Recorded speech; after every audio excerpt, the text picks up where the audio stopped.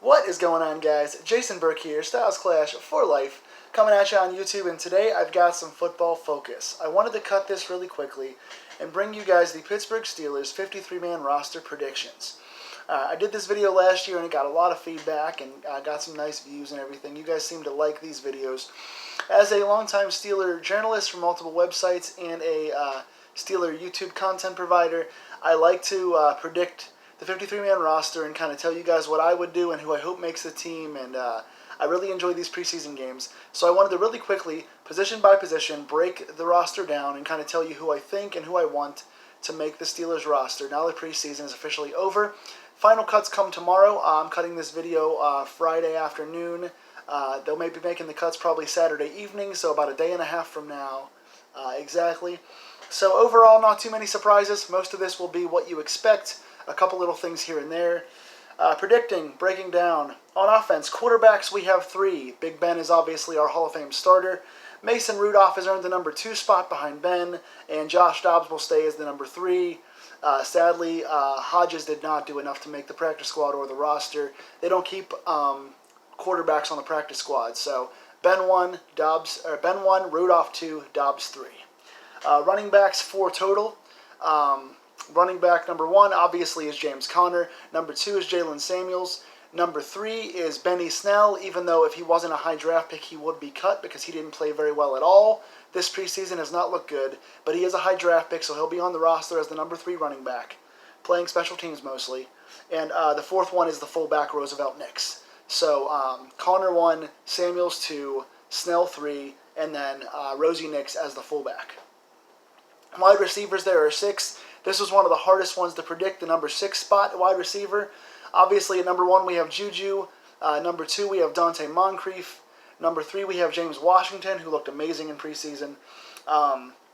Obviously, we have Deontay Johnson, the rookie, who looked pretty good as a guaranteed roster spot. And then we have, it's Ryan Switzer and Eli Rogers. Which one do you keep? They're kind of the same player. They do the same things. I have Ryan Switzer because of his play last year and in this preseason so far, and being better in the return game and having a good rapport with Ben. I think Ryan Switzer stays on this team. For the 6th, I'm going to take a risk here. Eli Rogers is a veteran who just signed an extension. I like him a lot. I think he's a better overall receiver than Johnny Holton, but Johnny Holton has explosiveness. Return game he can do. He can make tackles on special teams, and he's a deep ball threat. We don't have a ton of deep threats right now. Deontay Johnson has possible speed. James Washington obviously is a huge deep threat. But I think having Johnny Holton there, again, he's not as good of a route runner or receiver overall as Rogers, but he has solid hands, and he has that ability to bust the top off the defense and outrun his guy down the field as he showed in preseason. So I'm going to take the risk because Rogers and Switzer are kind of the same player. If we already have Switzer, we don't need both. And personally, what I would do is use Eli Rogers to trade for a backup tight end. This way you unclog the wide receiver situation and you get a veteran depth like a Dwayne Allen or somebody behind Vance McDonald because we need tight end depth. So I'm going to say overall, Juju 1, Moncrief 2, Washington 3, Switzer 4, Deontay Johnson 5, and surprisingly on this, Johnny Holton at the 6. Offensive line, I'm keeping 8. I know the Steelers usually keep 9.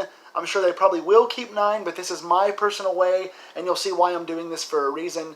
They're going to keep 9, but I'm keeping 8 here because there's a reason why I want to do this. The 8 linemen obviously are Pouncey, DeCastro, Villanueva, Ramon Foster, Matt Filer, Chuks Okorafor, Zach Banner, and B.J. Finney. That means likely that Fred Johnson wouldn't make my roster. I'd have him on the practice squad, but again, I'm sure the Steelers may keep Johnson as the 9th, but I would keep these 8 and put Johnson on the practice squad for a reason. Defensively, on the defensive line, I have 6 people overall. Obviously, our starters, we have Stephon Tuitt, we have Cam Hayward, we have Javon Hargrave. Those are our starters. And then Tyson Alualu on the end as a backup.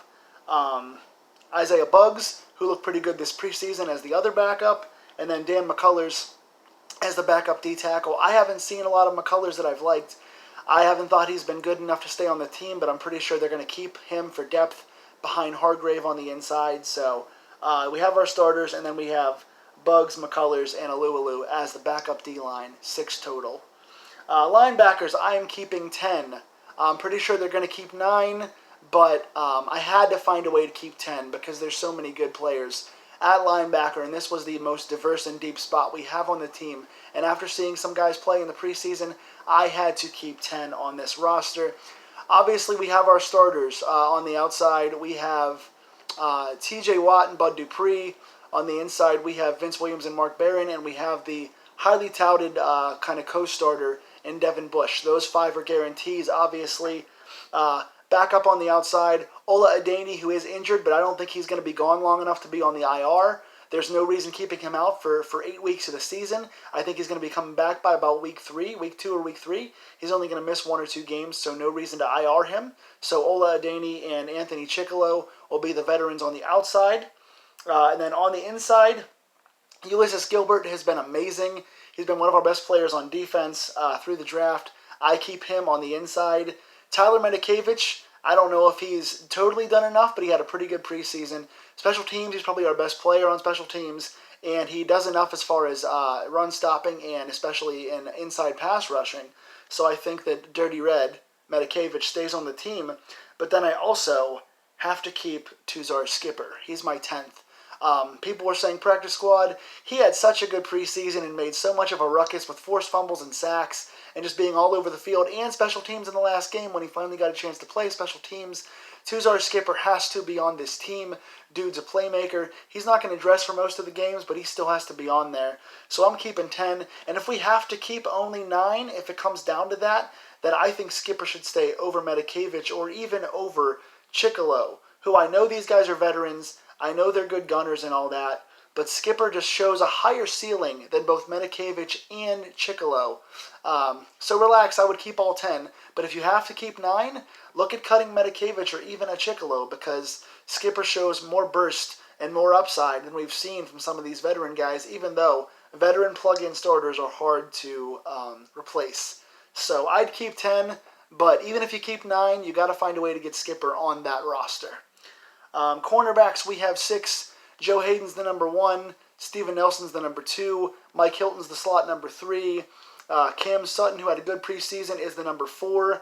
Artie Burns is the number 5. And the struggling rookie Justin Lane is the number 6. No big surprise there. Justin Lane didn't play very well, but again, he's brand new to the system. He's raw. He can be the 6 and learn behind the starters. Cam Sutton did a good job sealing up the number 4 spot. Artie Burns played pretty well in preseason. I don't think he should get out there too often, but I think having him in the kind of dime quarter number 5 spot is not that bad. To see what he can do this year, because if he doesn't do anything outstanding, it's his last year in his rookie contract and he won't come back next year. So give the guy one final chance on the roster at the number 5 spot and keep the rookie lane at number 6. Safeties, there are 4. This one's tough because we don't know the injury of Sean Davis. Hopefully we get Sean Davis back. We have a couple of positional guys who can fill in at safety just in case that happens. Cam Sutton can play safety. We've seen Mike Hilton very well playing safety in preseason. But the starters as of right now, barring injury, are Sean Davis and Terrell Edmonds, who's poised for a big year. Backups, I think Jordan Dangerfield did just enough. Brian Allen was cut. Marcus Allen didn't look very good back there. We didn't see much out of P.J. Locke or Drayvon Askew-Henry that really impressed us that much. So as much as I don't think Jordan Dangerfield is special teams-wise, he's pretty solid, and he can come in when he needs to in the quarter and dime packages for the 3 safety big looks. So, again, Edmonds and Sean Davis, and then you have Jordan Dangerfield fill in, and Cam Kelly is going to be our number 3 safety. He came in and played the last couple of games, played a lot back there. He's physical, he's a ball hawk. He's got the AAF experience. I like Cam Kelly as the number 3 and Dangerfield as the 4. And again, whenever you have to, if there's an injury or if there's a lack of depth, you can always put Sutton or Hilton back there to fill in as well because we have enough depth around the field now where one of those guys can play in the dime spot. So I think we're solid enough there, especially with how well Cam Kelly played this preseason. Special teams-wise, filling the roster out, Chris Boswell did enough.